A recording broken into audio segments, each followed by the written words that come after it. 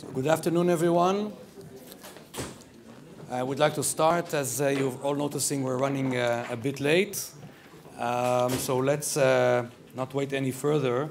We have the next session currently. My name is Dr. Eyal Zimlichman. I will chair this next session, which is titled The Hospital Angle.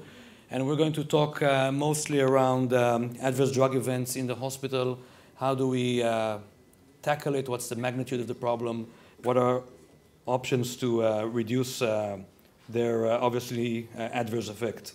So my current role is Chief Medical Officer and Chief Innovation Officer at Chiba Medical Center, which is about 20 kilometers from here. And you know, I'll describe my experience. I've been studying adverse drug events for a while now, and most of the research has been done in Boston, where I worked for 5 years at Brigham and Women's Hospital.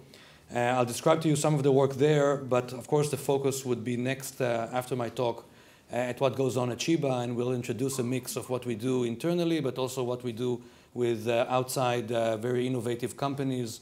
And we'll have Gidi Stein here share his experience as well. So without further ado, let me jump right into this, and we'll start by describing the problem. And as you know, adverse drug events are a major issue. I think it's pretty much neglected, and I talk about this as also a chief quality officer. You all know we talk about infections quite a lot. It's in the main headlines. Everybody's focusing on that. There's a lot of budgets that go into trying to tackle infections.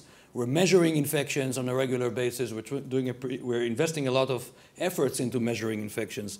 But what is going on with adverse drug events, I think we're not there yet in terms of what we need to invest. We know, and this is a number that comes from a few of the early publications by Lucian Leap and some of the publications by AHRQ in the US and the Department of Health and Human Services, that about 1/3 of all patient harm in hospitals is related to adverse drug events.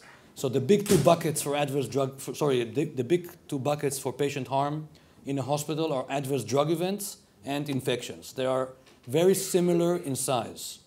And again, you know, just to make sure I stress this out because of the enormous effort that is invested in infections and should be invested in infections.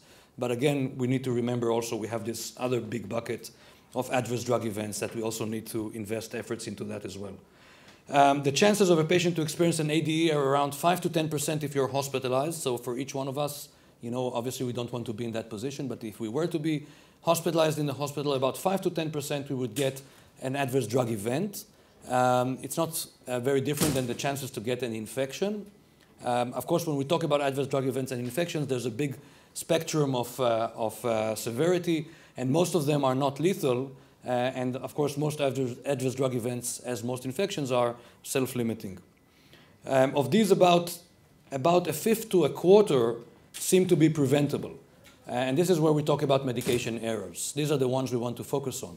I think to this crowd, I don't need to explain the difference between preventable and non-preventable, but obviously when we talk about the overall adverse drug events, most of them are not preventable. Most of them we do everything we can, but still there are side effects. Sometimes we can't predict, sometimes we can't predict, sometimes we can predict, and we choose to treat anyways because the drug has importance in terms of the therapy. Apart from the magnitude of the problem, there's another issue that we need to consider, and that's the cost of adverse drug events. Now, we'll refer to it in a second. Why do we talk about cost at all? But you know, there are many figures that go around, and I've just heard over the small break that there are figures from Europe as well. But the well-known figures we see from publications in the US, the last one, which is really the one that we use mostly, is by Balthazar Hag, who's a Swiss investigator who worked with me on my group in Boston, using a case control design, looking at adjusted cost of adverse drug events. And you can see here, if we look at overall, it's about $3,400 with an attributed length of stay of over 3 days. So if you do get an ADE, your length of stay will likely be 3 days longer. And of course, that is very critical. We know for many, many reasons. First of all, it's much more expensive. And second of all, every extra day, of course, introduces more complications that will be possible. So that patient could encounter a fall or an infection or anything else that might happen rather than go home earlier, of course. If we look just on preventable, then the number goes up slightly to around $3,500 and about 3.4 days of added length of stay. And of course, if we look and divide it by how significant the damage is, then we look at significant versus serious versus life-threatening, you see the numbers change, and of course that's not very surprising. Most of the ADEs are significant harm, and therefore, of course, the number is closer to what we see here.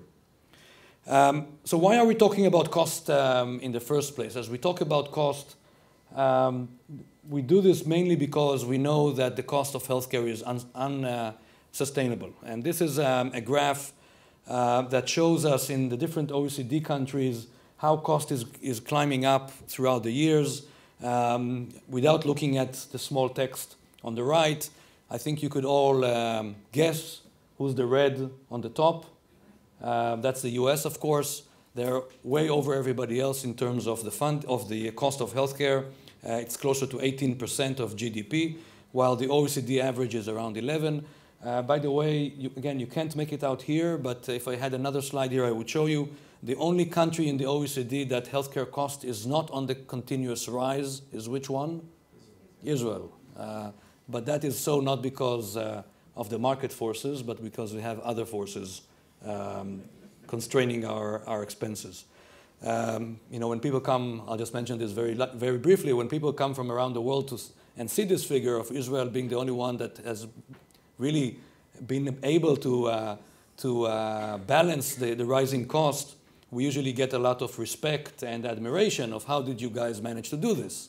But of course, if you take them into a visit in the winter in an internal medicine department, the patients in the hallway would tell a different story. The next slide shows that when we talk about healthcare cost, and healthcare cost is of course a big pie, then the biggest part of healthcare cost is hospital care. Hospitals are the most expensive piece that attribute to overall cost in healthcare. And so if we want to tackle the healthcare cost problems, one of the things we need to be focused on is, of course, on hospitals and see where in hospitals we see a waste and where in hospital we see excess cost. And of course, patient harm, whether it's infections or patient falls or pressure ulcers or adverse drug events, these are all places where we need to put more attention into trying to minimize the problem and cut down on excess cost. Another interesting pie, just to give you the global perspective, is why is it a problem for us to have these rising costs? Because there's a price we pay, of course. And as you look here from 1975, this is US numbers to 2013 to 2024, and we look at the size of the health piece of the puzzle, we see that it started at 6% in 1975, 22% in 2013, and predicted to be 27% in 2024. What that does is really cut down on our ability to pay for everything else, which is education, welfare, defense, everything else that we need to pay for. So that's why this is non-sustainable, and we're foreseeing that the US will go into major problems by the year 2030 if this problem is not addressed, and other countries would follow right after.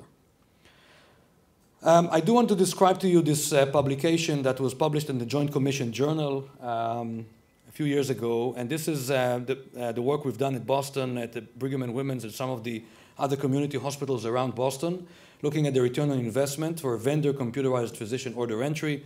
What does that mean? First of all, we know that one of the major interventions for which we have more robust evidence for the prevention of ADEs is computerized physician order entry. For those of you who are not familiar with the term, computerized physician order entry are these systems where doctors provide the medication orders on what used to be on paper. And we always remember when I was a student, we had patient safety classes about can we decipher the handwriting of the doctor, right? And somebody wrote Coumadin, but you could also read it as 2 or 3 other medications. And then, of course, the pharmacist had to discover what this was. This was the biggest challenge a few years back. I guess there are a couple of places maybe in the world that are still doing this, but we're moving very quickly to computerized physician order entry, where the doctor actually enters that on the computer, so there's no handwriting issues. But when we did look to see what kind of an effect computerized physician order entry, just the fact that we have this now computerized, and we choose from a list of medications, and we choose from a list of doses, and we provide that medication order, we found out that that initial piece, just that piece, had very little or even no effect on reducing medication errors. So actually the problem we had with the handwriting many years ago was not a big problem, because just computerizing that and getting away with deciphering handwriting did not solve any problems, and studies that have looked at that have shown almost zero reduction in adverse drug events. However, something else needs to be introduced, and this is decision support. So decision support, again, I think most of you are familiar with this, but just to make sure, decision support is where the doctor puts in the medication order and then gets a pop-up, which many times irritates us very much. And we know that is very irritating. We'll talk about that later on. But when we get that pop-up that says, listen, your dose is not the right dose, can you check again? Or this is not suitable to the patient's renal function, or there's a drug-to-drug interaction you might want to know about. All of these pop-up messages are there to allow us to think again whether we do want to provide that order. And many times doctors will decide to go ahead and provide that order anyways, and that is fine. We don't want to take the autonomy away. But still, just having the reminder has proven to decrease medication errors. But there's many levels on that as well. I'll talk a bit about that. The guru of this is David Bates, who was my boss in Boston and a very close friend of mine today. We work on multiple clinical trials. And David has basically laid out a plan which was published in the New England Journal of Medicine, which has many points to where you need to intervene to actually prevent medication errors completely. And David has already shown that if you intervene within all these points, I won't go through this because of lack of time, but it is a publication in the New England Journal. If we intervene in all these 4 locations, then you could drive down medication errors to 0. And this is the plan where we all want to be, of course, in that regard. I'll focus again on the ordering, or on the actual ordering of the doctor. And going back a few years to the publication by David Bates, the impact of computerized physician order entry on medication error prevention. What David has done, they've utilized a system they've built at the Brigham and Women's Hospital have built their own system on their own homegrown electronic medical record. So this was not sold on the market. And when they've built it in a couple of phases, as you see here. The first baseline was orders written on paper, no automated decision support. Then they went on to having the physician order entry. So now you have to put in the order on the computer. And very basic decision support. Then in period 2, improving drug allergy checking. In period 3, improved potassium ordering and improving drug-to-drug interaction checking. And then they checked to see what happened when they had these periods implemented. And as you can see here, and I'll just take you to the non-intercepted serious medication errors, this on the bottom over there. On baseline, you see the number of adverse drug events. On period 1, just introducing a very basic decision support with the physician order entry, almost no reduction in adverse drug events. But then when it came to period 2 and period 3, where they had more robust decision support, that brought about the big change that you see here in actual reducing medication errors. So a major barrier to implementing CPOE systems in hospitals many times is unclear return on investment. Today, of course, we don't have to build those systems. The Brigham have done that many years ago, but if a hospital like Ichilov or Tel HaShomer, Shiba, or any other hospital wants to implement a system, we typically would go and buy one. And these have a price tag, and usually implementation is not so cheap. And so that's one of the barriers why some of the hospitals are not implementing.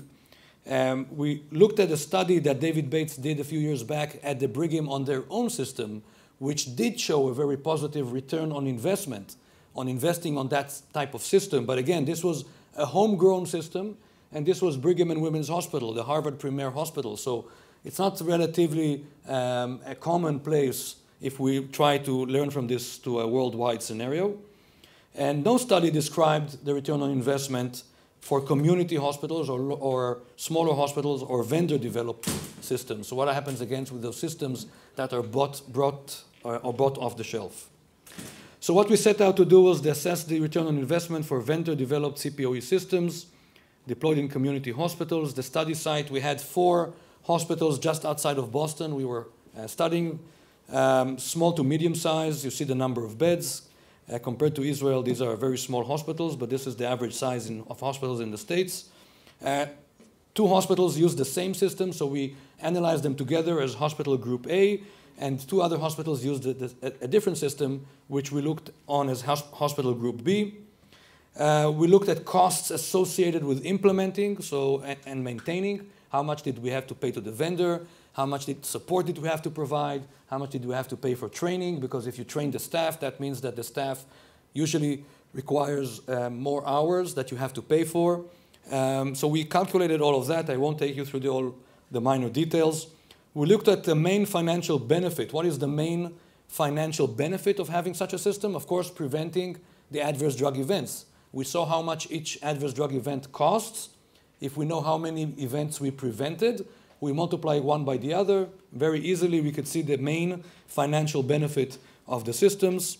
And this is what we calculated, and we used the cost per preventable ADE estimate from our previous analysis that I showed you, which was $3,511 in 2006. Of course, we adjusted the dollars because there was inflation, but this was the same figure we used. Now look at the costs associated.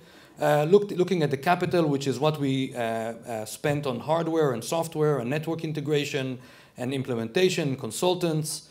We looked at one-time capital, which is implementing the support, the training, the staff for the IT department, and the ongoing, whether it's hardware, software, ongoing costs, non-IT resources, and IT maintenance. And look at the difference between the 2 sites. One spent $7 million on implementing the system. Of course, in anything outside the US, this is outrageous, right? But the other site spent $19 million on implementing the system. This is real dollars from the US. These are the numbers that they're spending over there. I know it's not something, of course, in Israel we're used to seeing. This would be a budget for the whole Ministry of Health for patient safety and quality for a decade, right? So it's not what we're seeing, but interestingly enough, you notice the difference. 7 million versus 19 million. And the big difference was in the consultants. Hospital Group B paid about almost $6 million on consultants to implement. We'll see in a second what that brought them, whether there was return on investment on consulting time. Let's look at the results. So Hospital Group E, you see the pre-CPOE, the prevalence of adverse drug events. We're looking only on preventable because, again, we're not interested in the non-preventable. So you see that the delta was around 2.5 to 5% decrease in adverse drug events after implementation in Hospital Group A. And in Hospital Group B, between the 2 hospitals, there was a wide variation between 1.5% reduction to 6% reduction. Overall, the total avoided ADEs per year you see here, and the total avoided cost over a 10-year, which is the model we've used, was 8 million in Hospital Group A and 16.5 million in Hospital Group B. So maybe it was worthwhile to get the consultants. But if we put this all together, and I don't want to bother you with all the numbers here, and the idea is not to have everybody understand how to do an ROI calculation. I'll take you to this, I hope you can see it, to this graph which displays the return, the break-even. So the break-even is how long after we've invested the money do we actually get to a point where we could say the benefits have outweighed the costs? At what time did that happen? So in Hospital Group A, remember this is a 10-year model, in Hospital Group A it took them 8 years to get to a point where after 8 years they could say, we've now saved more than we've invested. So maybe 10 years down the road, the CEO can come out and say, it was a good decision. It cost us a lot of money, but we got the investment back. But look what happened in Hospital Group B. In the 10-year model, they've never reached break-even. So they've never returned the investment on what they've done through prevention of ADEs. Now, this is, of course, not very good for us who are looking to improve patient safety, because we do want to come out with a study that would say there's a huge return on investment. And hospitals should implement because they see that return very soon after. But remember, what these hospitals had was very basic decision support. Very basic decision support, much like the phase 1 that Brigham and Women's have shown in a couple of slides ago. And so the summary is that the return on investment of vendor-based CPOE, these are again the systems that we buy off the shelf, we could walk in and buy them, at 4 community hospitals was found to be modest at best. We found large variability in both costs associated with the implementing of CPOE systems and attributed cost savings. We relate the modest financial returns to the lack of decision support. You've seen that at the Brigham, it did deliver a big difference. And to obtain cost savings, hospitals need to link CPOE with robust decision support. So for those hospitals here who are saying, well, we input medication orders on the computer, we should be fine. If you don't have robust decision support, you need to work on that to improve that if you want to reduce harm to patients. And through the literature review we've done and through the experience at other locations like Brigham and Women's, the key sources of these savings include, of course, reducing ADEs, unnecessary use of expensive medications, because that is another attribute these systems have.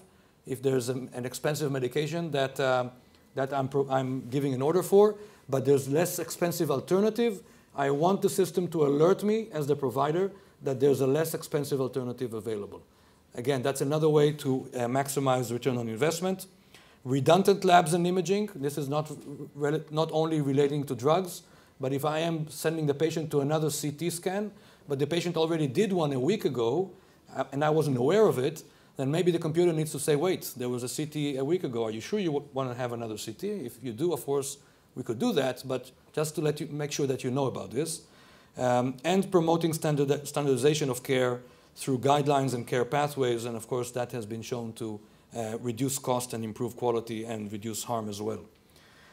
So that's my piece, which is more focusing on the financial side, but I think this is a good start to what you'll hear in this session about how do we minimize adverse drug events, what is the magnitude of the problem, and what are the innovative solutions that we have out there to try and tackle it. So thank you very much.